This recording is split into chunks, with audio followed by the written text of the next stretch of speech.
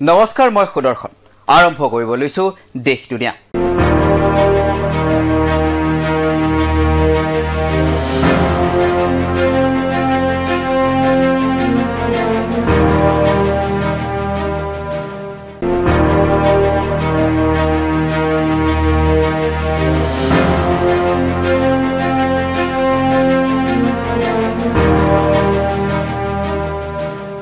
দক্ষিণ কোৰিয়াত দেখাত অইন সাধাৰণ দিনৰ দৰে আছিল মঙলবাৰৰ দিনটো, কিন্তু হঠাৎ নিশা 10:30 বজাত দেশখনৰ ৰাষ্ট্ৰপতি ইউন ছুক ইউলে দেশখনত জাৰি কৰে সামৰিক আইন বা মাৰ্শ্বেল ল। বিৰোধী দলক দেশ বিৰোধী শক্তি বুলিও অভিহিত কৰিলে ৰাষ্ট্ৰপতিগৰাকীয়ে। নিমিষতে তালফাল লাগিল দক্ষিণ কোৰিয়াত, কিন্তু 6 ঘণ্টা পাছতেই আকৌ সামৰিক আইন প্ৰত্যাহাৰ কৰা হ'ল। দক্ষিণ কোৰিয়াত সংঘটিত এই কাৰ্যই কি অৰ্থ বহন কৰিছে জানিম আজিৰ দেশ দুনিয়া অনুষ্ঠানত।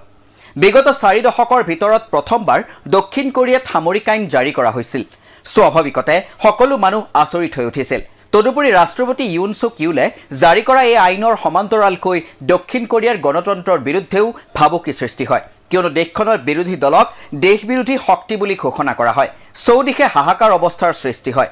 সকলো কোৰিয়াৰ নাগৰিকে একেমুখে ইয়াৰ বিৰোধিতা কৰে। ফলত সামৰিক আইন জাৰি কৰাৰ 6 ঘণ্টাৰ পাছতেই আইনখন প্ৰত্যাহাৰ কৰিবলৈ বাধ্য হয় ৰাষ্ট্ৰপতি ইউন ছুক ইউল। কিন্তু কি এই মাৰ্শ্বেল ল বা সামৰিক আইন? দক্ষিণ কোৰিয়াৰ সংবিধান অনুসৰি ৰাষ্ট্ৰপতিৰ হাতত সামৰিক আইন জাৰি কৰাৰ সৰ্বময় কৰ্তৃত্ব অৰ্পণ কৰা হৈছে।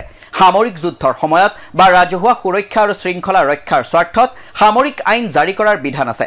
দেশখনৰ ৰাষ্ট্ৰপতি ইউন ছুক ইউলে ৰাষ্ট্ৰবাসীক সম্বোধন কৰি ঘোষণা কৰে যে তেওঁ দেশখনত সামৰিক আইন জাৰি কৰিছে। তেওঁ অভিযোগ তোলে যে দেশখনৰ মূল বিৰোধী দলটো বৈৰী উত্তৰ কোৰিয়াৰে জড়িত আৰু দেশ বিৰোধী কাৰ্যকলাপত লিপ্ত। ৰাষ্ট্ৰপতি ইউন ছুক ইউলে কয়, মই মুক্ত কোৰিয়া গণৰাজ্যক উত্তৰ কোৰিয়াৰ সাম্যবাদী শক্তিৰ পৰা ৰক্ষা কৰিবলৈ, আমাৰ জনসাধাৰণৰ স্বাধীনতা আৰু সুখ লুণ্ঠন কৰা ঘৃণনীয় উত্তৰ কোৰিয়াৰ সমৰ্থক তথা ৰাষ্ট্ৰবিৰোধী শক্তিসমূহ নিৰ্মূল কৰিবলৈ আৰু মুক্ত সাংবিধানিক শৃংখলা সুৰক্ষিত কৰিবলৈ সামৰিক আইন জাৰি কৰিছো। এই ঘোষণাৰ পাছতে দেশখনৰ সামৰিক বাহিনীয়ে কেতবোৰ নিয়ম বান্ধি দিয়ে। সেই অনুসৰি ৰাজনৈতিক কাৰ্যকলাপ আৰু ৰাজনৈতিক দল নিষিদ্ধ ঘোষণা কৰা হয়। অপপ্ৰচাৰ তথা আন্দোলনো নিষিদ্ধ ঘোষণা কৰা হয় আৰু সামাজিক অশান্তি সৃষ্টি হ'ব পৰা মানুহৰ সমাৱেশো নিষিদ্ধ ঘোষণা কৰা হয়। সংবাদ মাধ্যমকো সম্পূৰ্ণকৈ চৰকাৰৰ নিয়ন্ত্ৰণাধীন কৰা হয়। তদুপৰি সামৰিক আইন উলংঘা কৰাসকলক ৱাৰেণ্ট অবিহনে গ্ৰেপ্তাৰ কৰাৰ কথাও উল্লেখ কৰা হয়। উল্লেখ্য যে শেষবাৰলৈ 1980 চনত তেতিয়াৰ ৰাষ্ট্ৰপতি পাৰ্ক চুং হিৰ 1979 চনত হত্যা হোৱাৰ পৰিপ্ৰেক্ষিতত দেশখনত সামৰিক আইন জাৰি কৰা হৈছিল। এইবাৰ সামৰিক আইন জাৰি হোৱাৰ লগে লগে অৱশ্যে প্ৰায় সৰ্বস্তৰৰ লোকে তৎক্ষণাত ৰাজপথলৈ ওলাই আহি ইয়াৰ প্ৰতিবাদ কৰে। ইপিনে দক্ষিণ কোৰিয়াৰ প্ৰায় 190 গৰাকীকৈ সাংসদে নিৰাপত্তা বেষ্টনী ভেদ কৰি সংসদ ভৱনত প্ৰৱেশ কৰে আৰু ৰাষ্ট্ৰপতিয়ে জাৰি কৰা সামৰিক আইন প্ৰত্যাহাৰ কৰাৰ পক্ষত ভোট দিয়ে। ৰাষ্ট্ৰপতিগৰাকীয়ে প্ৰতিনিধিত্ব কৰা দলটোৱেও এই ক্ষেত্ৰত ভোট দিয়ে। লগে লগে দেশখনৰ সেনাই সংসদ ভৱন ত্যাগ কৰে আৰু ৰাষ্ট্ৰপতিয়ে সামৰিক আইন প্ৰত্যাহাৰ কৰিব বুলি ঘোষণা কৰে।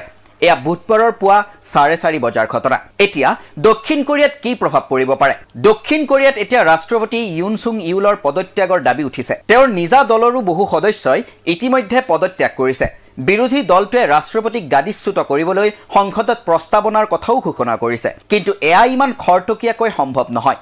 যদিহে ৰাষ্ট্ৰপতিগৰাকীয়ে নিজে পদত্যাগ নকৰে, তেনেহ'লে দেশখনত ৰাজনৈতিক অস্থিৰতাৰ সৃষ্টি হ'ব পাৰে, যাৰ ফলত দেশখনত আভ্যন্তৰীণ সংকটে দেখা দিয়াৰ লগতে দেশখনৰ বৈদেশিক সম্পৰ্কতো বিৰূপ প্ৰভাৱ পৰিব পাৰে। পৰৱৰ্তী সময়ত এতিয়া দেশখনত কি হয় সেয়া হ'ব লক্ষণীয়।